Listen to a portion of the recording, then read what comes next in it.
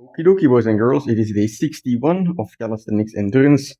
We're doing some dips today, so it's a chest and tricep workout mainly, and it's gonna be a tough one. Well, I'm gonna make it easier because yesterday was tough. My body is just so fatigued from all of those pistol squats. I am definitely gonna need a little bit of a deload, and that's the plan for today. But that doesn't mean that progress just stops. Even if you're doing lighter workouts, what you're doing is essentially making a better base for you to progress in the future. And so today, yes, my workout will be lighter, but the content of this workout is still gonna, mean progress to me, right? I've been doing dips in the last couple workouts and past dips especially. So one dip every 3 seconds, where the remaining of the time I am pausing at the top. And so it's a lot of time under tension. I've been progressing in this and I've been doing 3 sets, but today it feels like, my legs are just they're just so heavy. I don't know. I don't have the vocabulary to describe this, but yeah, my legs are feeling so fatigued. I'm gonna do a lighter workout. However, I can just still make progress by doing perhaps 40 reps, right? That's more than last time where I did 35 reps in one set. But now I won't do it for 3 sets. I will just do it for one. And yes, this is gonna still make my body feel like this burning sensation, but of course, it's not going to be as hard as doing 3 sets. And at the same time, what it also does is it puts the 40 reps mentally in my mind. And so next time that I'm, more energetic for a chest workout, I can challenge those 3 sets again, already knowing how 40 reps feel like on set number one. That's going to be a better base, right? And it's going to make sure that I'm, going to be able to progress, right, in the future. So I'm laying the foundations right now on this kind of active rest day, so to speak. And it's going to be the same for the main part as well, where I will do my emom workout, just a lot of mini sets every minute on the minute. Remaining time is going to be rest. It's going to be kind of the same concept there, where even if I don't go completely to my max, it's fine because I will be laying groundwork. I will be, mapping where I'm at mentally, and I will be using that information for next time. So not only am I, doing dips, getting better at the technique, getting a bit of a stimulus in the chest, getting active rest, at the same time, I'm still progressing for the goals that I want to achieve in other senses, like, mentally seeing where I'm at and, you know, using that for the next time. So that's going to be kind of the theme in today's workout. I'm going to get started with, like I said, one set of past dips. It's going to be 2 minutes of time under tension, which is not too bad. So let's go.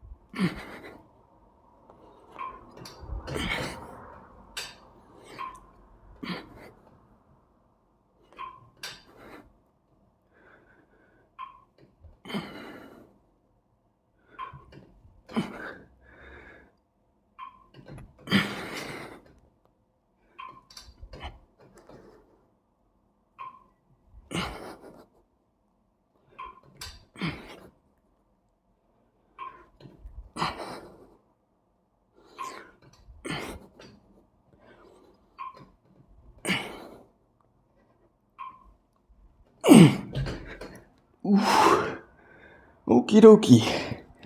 That is, in fact, a great wake up call for the body. 40 dips, 2 minutes of time under tension. I think it's a smart choice today to not, push myself mentally and try this for another 2 sets because perhaps I could, perhaps it's possible, but it's definitely gonna hinder the recovery. And so I'm just gonna take a quick break and move on to the main part of this workout.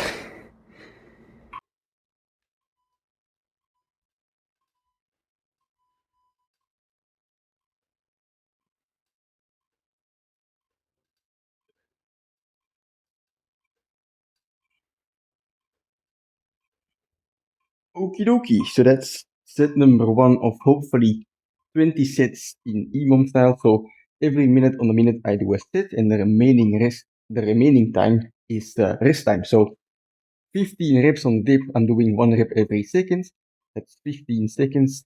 So I have 45 seconds of rest. And I'm basically doing 1 dip every second, and the remaining, also slightly of a time is gonna be a pause at the bottom. So yes, the pause is not very long, but still it's long enough to feel it, right? Because you're doing these dips on a certain tempo instead of just spamming them away. You can do dips faster than 1 dip per second, but this will kind of make sure that you do your dips in proper form.